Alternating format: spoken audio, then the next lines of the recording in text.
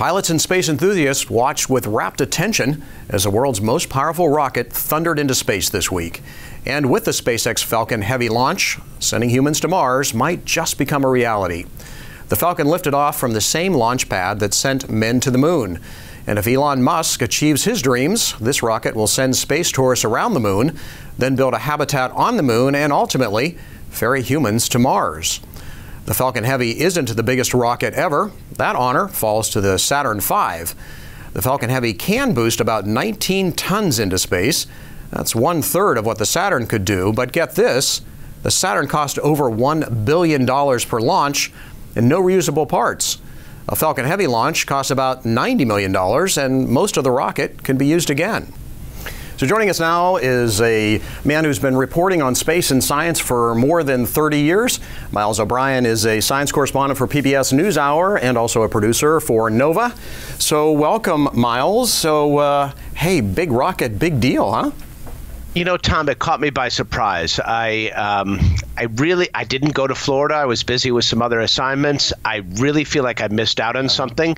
That moment when they lit the candles on that, 5 million pounds of thrust. That was an intense emotional moment, and I found myself welling up with tears, and I couldn't quite explain it. Some of it is the nostalgia for Apollo, and of course for me, mostly the shuttle program. But some of it is the pure excitement and thrill of space exploration and seeing it move into this phase. For those of us who've waited for so many years to think about someday, moving beyond low Earth orbit, it was really a moment to remember. Right. It seemed to really have captured like all of America. I mean, because if you look at the people who were at the Cape, it was almost like the 60s. When we remember when Apollo was going up, there were young people there, there were old people there, and it was just everybody was having a great time. Yes, it's Woodstock without the acid. It's an interesting group of people, right? I mean, it's put it this way. Space is one of the few things that can bring us together in a positive way, and that's one of the reasons I'm drawn to covering stories about space and, for that matter, aviation. It literally and figuratively lifts us up, and there aren't many stories in the journalistic realm that do that. There are lots of things that we focus on together that are very negative.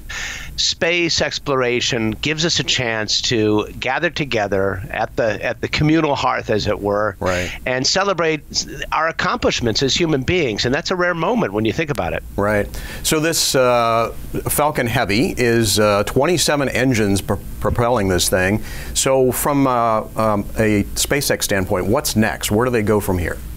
Well, Elon Musk is headed to Mars, and that's his goal. He wants to colonize Mars, and a lot of people who a few years ago would have said, "Well, that sounds like a crazy notion," are not saying that anymore. I mean, he is for real. He has gone in a very systematic way, methodically, and with incredible attention to detail, getting to this point. And it's very difficult when you look at NASA versus this endeavor and some of the other ones, Blue Origin, funded by Jeff Bezos, among them.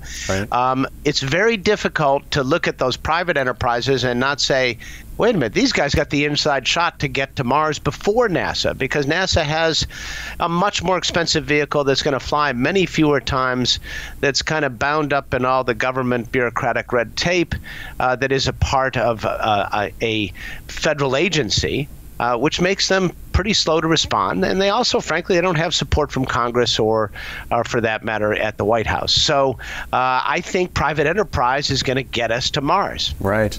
So I got to ask about the Roadster, the Tesla Roadster. They launched into orbit, into a big orbit around the sun and Mars and everywhere else, it seems like. What do you think?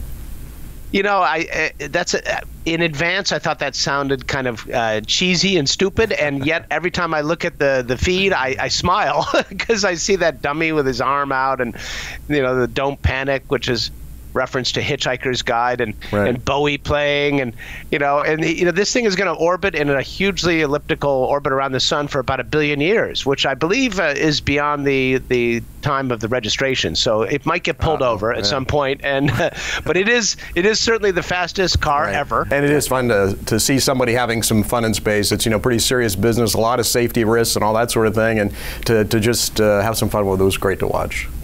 Yeah, Tom, watching their feed, capturing the enthusiasm of that group, hearing the cheers from Mission Control in Hawthorne, California, and then looking at those 20-something faces all in the crowd there, right, jumping up and down, enthused. Really, that was part of the emotional moment for me. We forget that we went to the moon. Apollo was successful on the backs and through the minds of 20-somethings. This is just their grandkids who are doing another generation of that work. They're carrying the fire, and it's really inspiring to me to see young people having that enthusiasm for space exploration. All right, Miles, thanks so much for sharing your expertise. We really appreciate it. I had a chance to tour the SpaceX factory next to the Hawthorne Airport in LA last month. SpaceX is completely vertically integrated with raw materials coming in one end of the World War II Boeing factory, rockets ready to launch out the other. So when you hear them tell it, the idea of habitats on Mars doesn't sound all that far-fetched.